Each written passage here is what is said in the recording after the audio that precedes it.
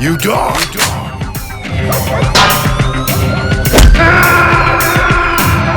Damn it!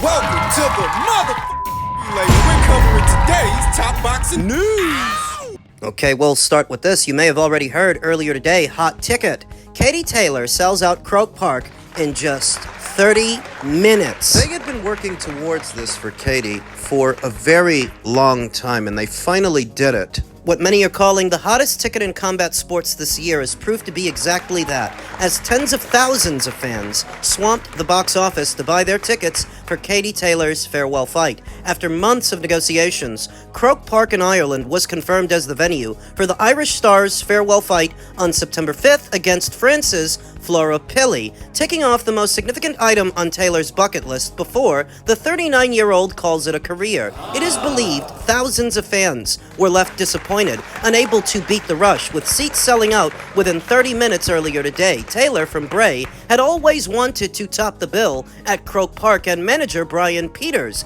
and promoter Eddie Hearns strived to deliver it. You have so many fighters trying to crown themselves the face of women's boxing, but which one of them could elicit a turnout like this? Let's establish that being the face of men's boxing or women's boxing means your fights generate the most attention and the most revenue. It's not some ethereal title that doesn't have a form or certain parameters. It's not figurative, it's literal. Your fights are the biggest fights in your respective field. For the men, for the women, and in that arena, I've maintained for some years now that it boils down to Katie Taylor and Amanda Serrano, as their fights seem to get the most crowd participation, the most reactions. Consistently. Taylor from Bray has always wanted to top the bill at Croke Park, and manager Brian Peters and promoter Eddie Hearns strived to deliver it. Taylor is 25-1 with 6 knockouts, and opponent Pilli is 12-0 with 2 KOs. Tickets went on pre-sale to Matchroom Fight Pass members last Wednesday, as well as Lidl Plus users, with the supermarket chain serving as the headline sponsor of the event. And when they went on general sale today, they were snapped up within just 30 minutes. Big shoes to fill when Katie Taylor finally calls it a career in September. And looking out there in that boxing landscape, let's establish that her successor can't be a diva, it can't be a prima donna, it can't be some fighter that wants to be a picky eater who thinks she's too good for this or too good for that, because that's not how Katie got to where she got to. That will not suffice. Let's establish that Katie Taylor, in many ways, has been the driving force of the big women's boxing boom that kicked off in 2016. She wasn't the only one, but she was definitely a major part of that. And a big part of what made it work is she was willing to take on all comers, all the champions at her weight, as fast as she could get her hands on them, any fighters at any neighboring weights that might be creating waves. There isn't a resume in women's boxing that stands up to Katie Taylor's resume. There just isn't. Fights with reigning champions like Victoria Bustos for her IBF, Ana E. Esther Sanchez for her WBA,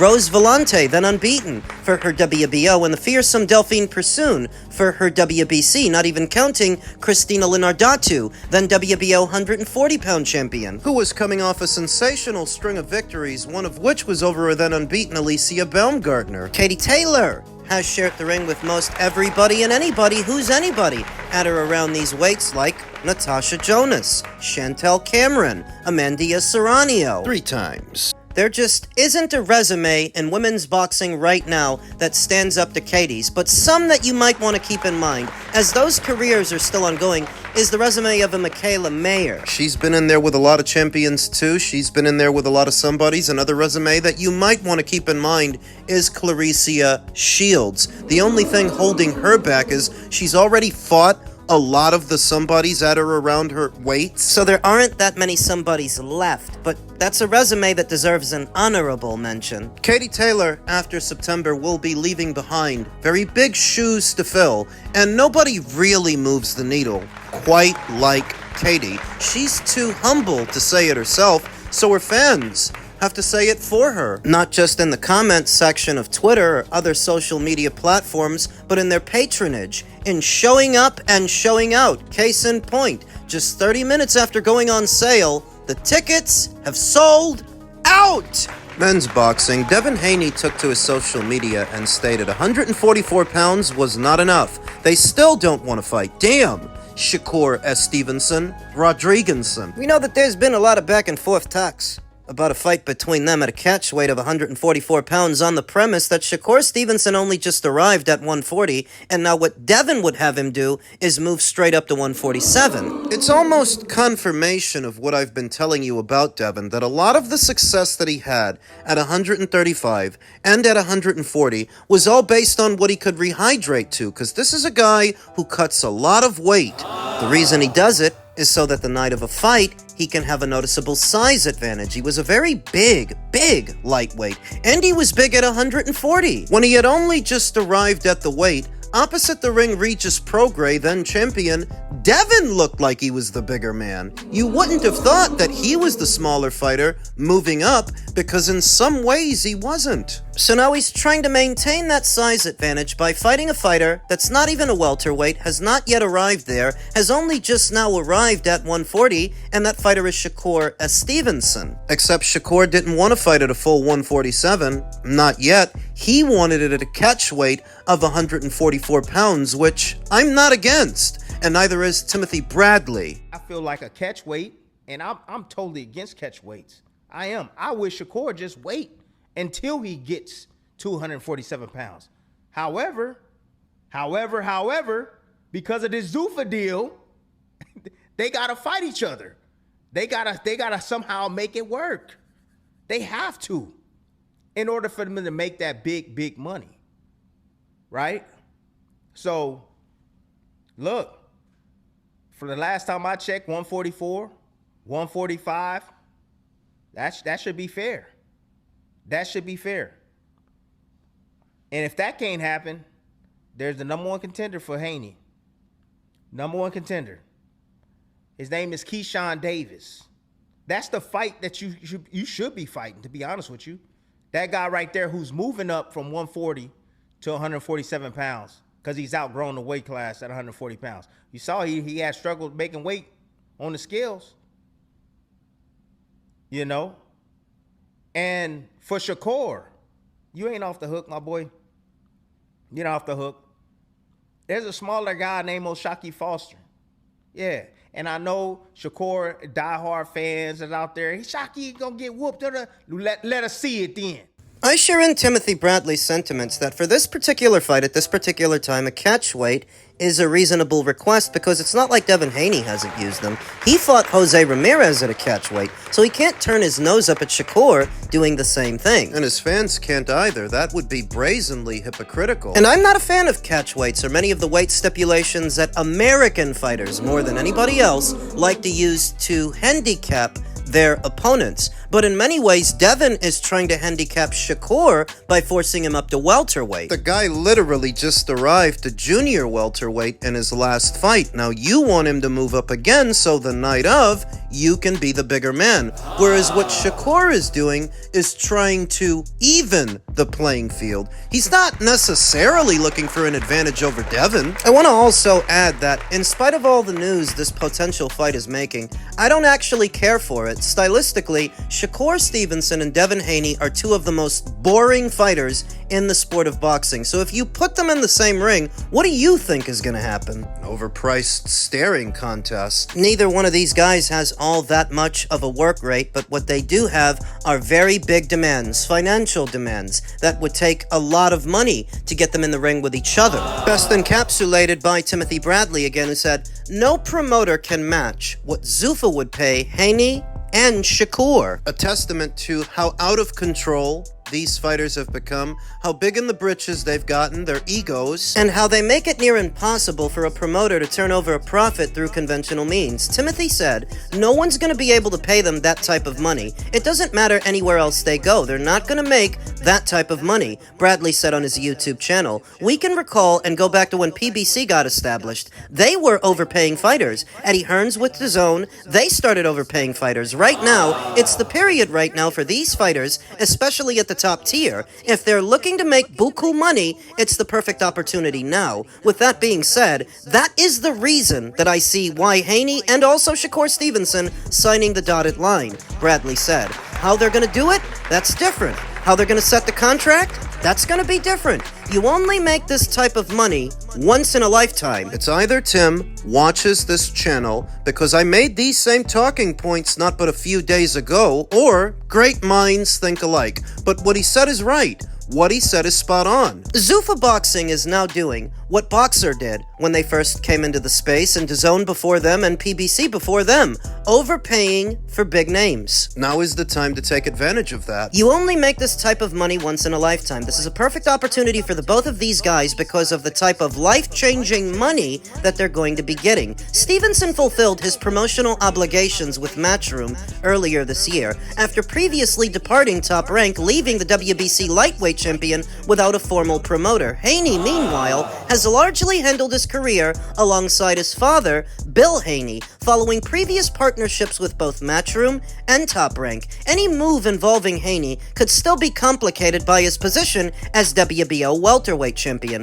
The sanctioning body recently reaffirmed that his mandatory obligation against top contender Keyshawn Davis remains due next, despite discussions surrounding other potential bouts. That's the monkey wrench I was talking about earlier this week.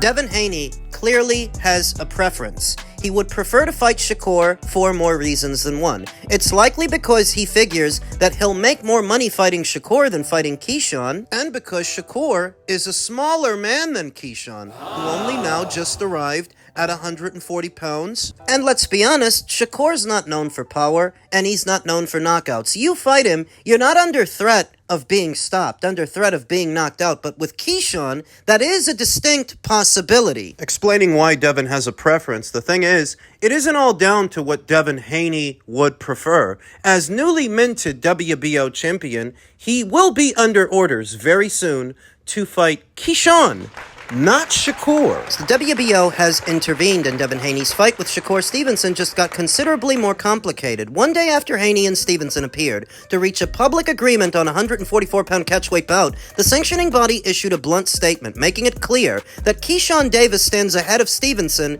in the queue. It's what I said in my previous video.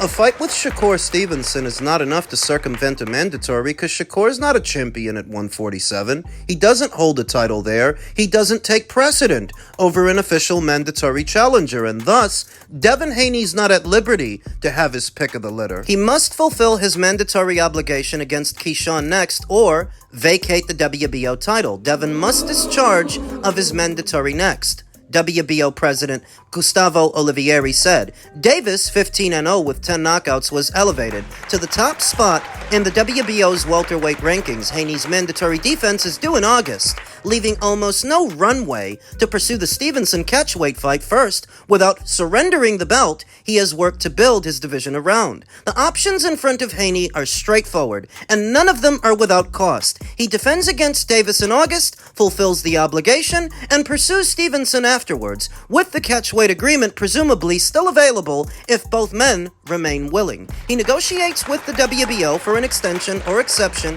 which sanctioning bodies grant rarely and reluctantly, and I don't think the WBO would grant him amnesty in this situation. Fighting Shakur just because you feel like it is not a good enough reason to keep the mandatory waiting. Or he can just drop the brown belt and do whatever he wants, but I highly doubt that you could make a fight between Shakur and Devin without some kind of alphabet title on the line. For Devin, who really isn't that big a draw, being a champion at least is a bargaining chip. It gives you something to fight for. Something for Shakur to fight for, the chance to become a 5-weight world champion. Keyshawn Davis's case for being mandatory is legitimate. Davis has been one of the more exciting welterweights to emerge in recent years, and his move to 147 has been credible rather than exploratory. A Haney versus Davis fight carries its own genuine interest and is not the soft mandatory that champions sometimes use to buy time before a more commercially significant fight.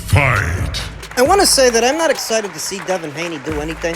There's not a lot that this guy can do right for me. Because he's just fucking boring. No matter who you put him in there with, he's gonna do his part to make the fight dull, to make the fight boring, simultaneously expensive. Because given what his financial demands are, whether it's Shakur or Keyshawn, you can bet your bottom dollar it's gonna be a pay-per-view based on what he wants and what the other guy wants. Devin Devin Haney can't do a lot right for me, though if I had to choose which fight I would prefer to see, the lesser of two evils, I would prefer to see the Keyshawn Davis fight Before the Stevenson fight. because Devin and Shakur are both boring, safety-first fighters. So what do you think is going to happen if you put them in the ring with each other? Not a lot. Whereas Keyshawn Davis, who is more a knockout merchant than either of them, he packs a big punch that I think will carry up to the welterweight division. There is at least more potential for something exciting to happen if Keyshawn is fighting Devin than if Shakur